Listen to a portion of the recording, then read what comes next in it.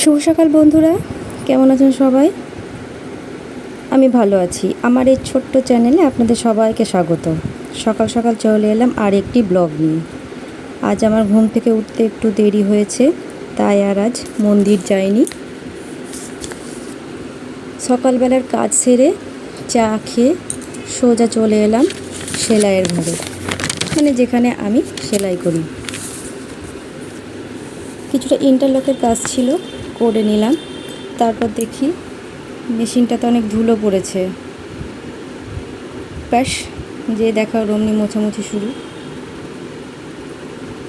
এই যে মোছামুছি করে একটু তেলও দিয়ে দিলাম মেশিনে, অনেকদিন তেলও দেওয়া হয়নি।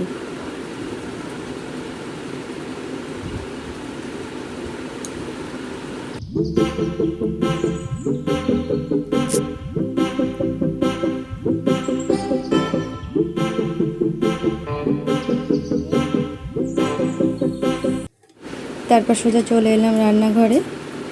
বেশি কিছু রান্না করিনি আজকে, কারণ ওই যে বললাম আজ ঘুম থেকে উঠতে দেরি হয়ে গেছে।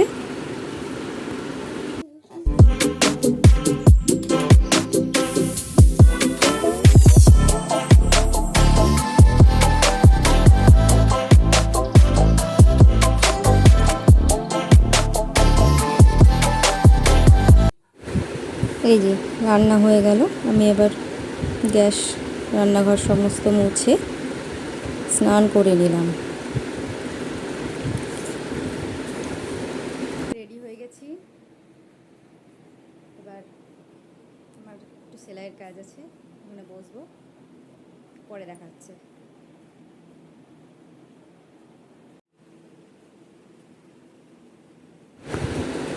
তারপর দুপুরের খাওয়া দাওয়া হয়ে আবার চলে এলাম আপনাদের সামনে।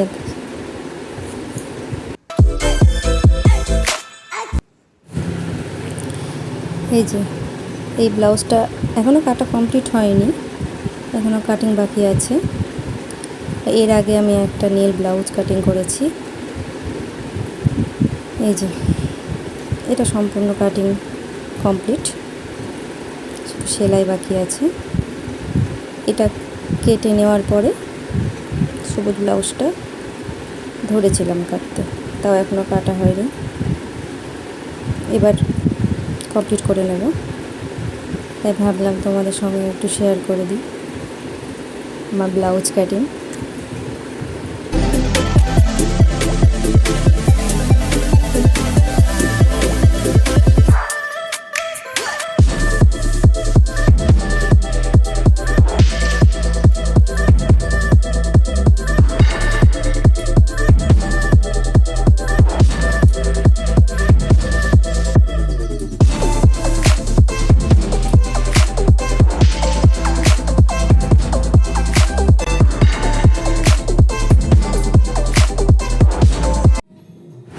দেখে সন্ধে লেগে গেছে, আমি সন্ধে দিতে চলে এলাম। কেন মা তো এখন দেবে না, মায়ের এখন অম্বুবতী চলছে, অম্বুবতী এখনও শেষ হয়নি। আজ রাত্রিরে ছাড়বে অম্বুবতী, কাল থেকে মা দেবে।